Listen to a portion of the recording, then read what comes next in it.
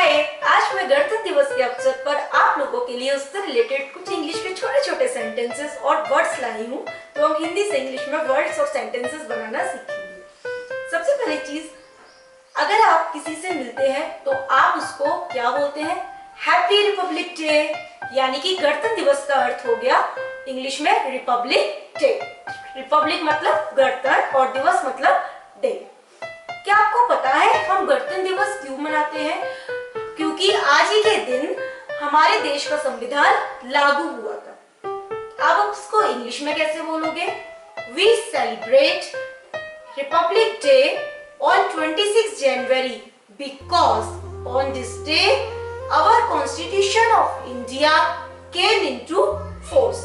तो यहाँ पर आपने दो नए वर्ड देखे, एक कॉन्स्टिट्यूशन, कॉन्स्टिट्यूशन का मतलब होता है संविधान।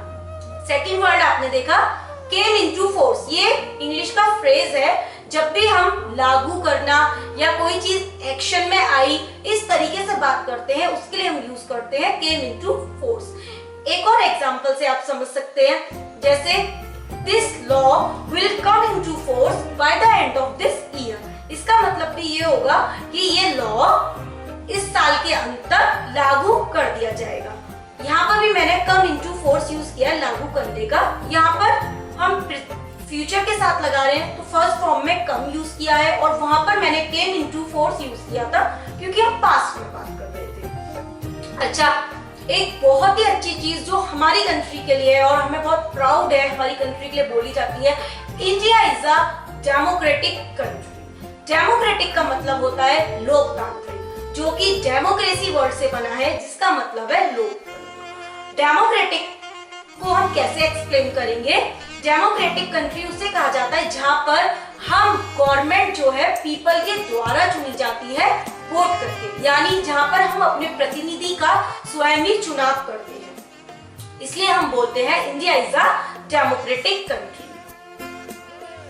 इस दिन 21 तोपों की सलामी भी दी जाती है। सलामी देने को इंग्लिश में बोलते हैं सैल्यूट, तोप को बोलते हैं कैनन।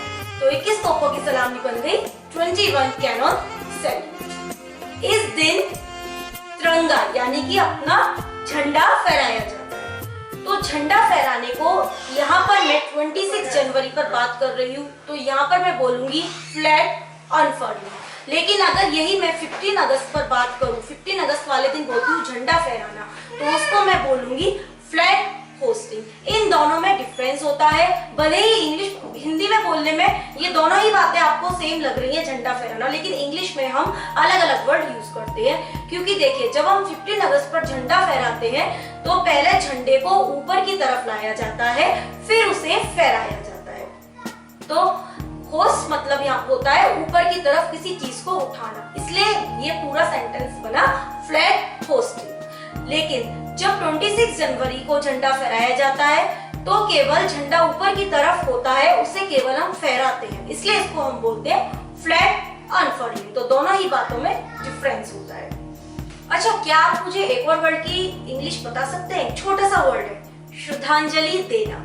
इसकी इंग्लिश आप बता सकते हैं? इसकी इंग्लिश होती है पे होमेज। फॉर एग्जाम्पल, मैं इसको एक सेंटेंस में बना के आपको बताती हूँ।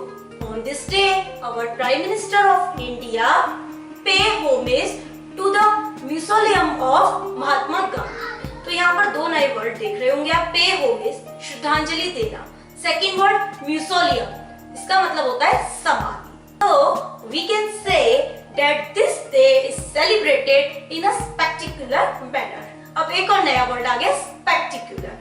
स्पेक्टिकुलर का मतलब होता है शानदार और भव्य तरीके से हम कोई भी चीज को मनाते हैं। जैसे मैं कह सकती हूँ Diwali is my favourite festival, so I celebrate Diwali in a very spectacular way. तो भव्य और शानदार के लिए आप यूज करोगे स्पेक्टिकुलर। तो फ्रेंड्स, आगे भी मैं इस तरह की वीडियोस आपको बताती रहूंगी। डेली लाइफ में जो भी इंग्लिश के वर्ड हम लोग यूज करते हैं उसको हिंदी से इंग्लिश में कैसे बोला जाता है। तो अगर आपको चाहिए लाइफ में गुड मेंटर तो फॉलो ज्योति एजुकेशनल सेंटर। तो happy republic day to all of you.